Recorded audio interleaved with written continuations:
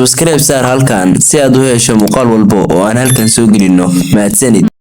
waan salaam asxaabi magacaygu waa Farxiyo asxaabi tan yaraanteedii anigu waxaan ahaa gabar aad u xishood badan xishoodkayguna wuu sii kordhay markii aabahay geeriyooday hooyadeena waxay go'aansatay inay geyso dugsi si aan wax u barto oo aan u noqdo gabar furfuran markii aan gaardada 6 sano waxaan bilaabay inaan fariisto banaanka guriga anigoo qofna la hadlin waxaan isugu jiray goorta ay hooyaday shaqada ka soo laabanayso marka hooyada timaadana guriga ayaan labadeenu geli jirnay kadibna anigu waxaan diyaarsan jiray casharadayda kadibna waxaan daawin jiray telefishinka kadibna aniga hooyada waan cashan jirnay kadibna waan seexan jirnay si ay hooyaday waqti hore shaqada u aado aniguna aan waqti hore ugu kaco dugsiga hooyaday ma xiisan jirin inay ila hadasho maadaama niyadeedu xumaatay tan iyo geeridii aabahay aniguna ma doonayn inaan cadaadis saaro maalin kasta markii aan fadhiisto agagaarka albaabka gurigeena waxaan hadiya jiray arki jiray wiil aad u yar oo maalin kasta imaan jiray gurigeena hortiisa oo keligiis kubad ku ciyaari jiray markay qoraxda dhacdana uu tagi jiray aniguna weligay ma arkin waqti habeen ah wiilkaas waxaana dareemay in wiilkaas uu ila mid yahay waxaana go'aansaday inaan ka adkaado xishoodkayga oo aan wiilka la hadlo maalintii xigtay markii la gaaray ayaan u soo dhawaaday wiilkii waxaana ku yiraahday maxaad kaliya u ciyaaraysaa wixii igu jawaabay anigu ma jeclay inaan la ciyaaro carruurta kale sidoo kale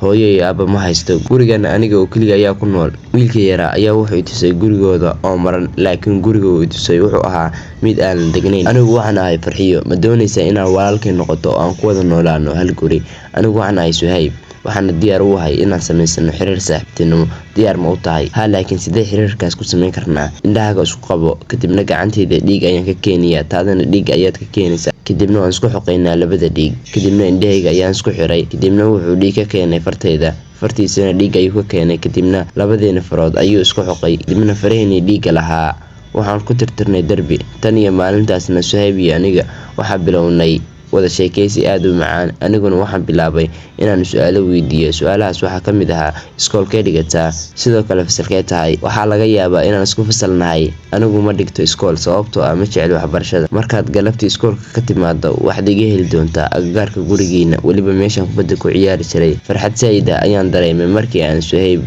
weydiiyay su'aalahaas maadaama aan weligay qof su'aal weydiin qoraxdu way dhici doontaa haddana orod oo gurigeena aad kadibna anigu Suhayb baan ka tagay si degdeg ah ayaana u aaday guriga maalintii xigtay waxaan soo aaday iskoolka waxaana soo hormaray gurigii Suhayb uu deganaa balse nasiib darro Suhayb uu hurday sidaan filay Suhayb uu hurdaa kadibna waxaan soo galay fasalkayga markii iskoolka laga soo fasaxayna waxaan bilaabay inaan qadadayda cuno kadibna waan ka soo tagay iskoolka intii aan xaafadda u soo socday waxaan arkay Suhayb oo isugaya kadibna wuu isoo raacay gurigeena subaxdii ma toosaan miyaa gurigay waqti hore lagama tooso eedada oo kaliya ayaana toosta iyadana shaqadii aadaa waxaan doonayaa inaan arko eedada ee ma arki karaa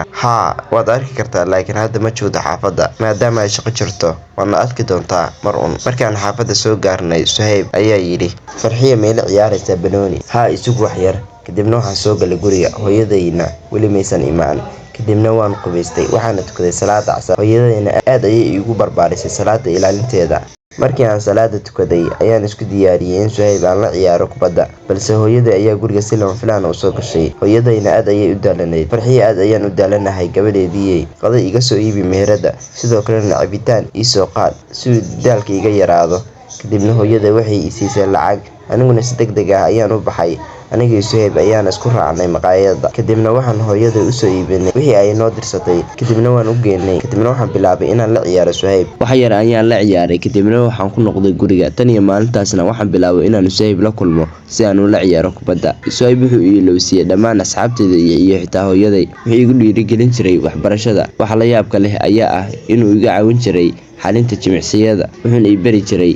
xifdinta quraanka wuxuuna quraanka ku aqrin jiray cod qurux badan inkastoo uusan iskoolka weligiis tagin waqti kadib waxaan jeclaaday Suhayb waxaana bilaabay inaan dareemo inuu yahay jacaylkayga dhabta ah laakiin markasta oo aan ku iraado Suhayb adigu waxaad tahay walaalkay indhihiisu waxay si la yaab leh isugu bedeli jireen axsaan ha ku celcelin hadalkaas anigu saaxiibka ayaan ahay ma ihi waalidka laakiin anigu waxaan ahaa gabar yar mana aanan fahmin hadalkiisa sanado badan kadib markii aan weynaaday anigu waxaan galay dugsiga sare markii aan dadka la hadlayo Suhayb wuxuu ii eegi jiray si gaar ah dadkuna waxay ii fiirinayaan si cabsi leh aniguna ma fahmin sababta ay sidaas oo dhan igu fiirinayaan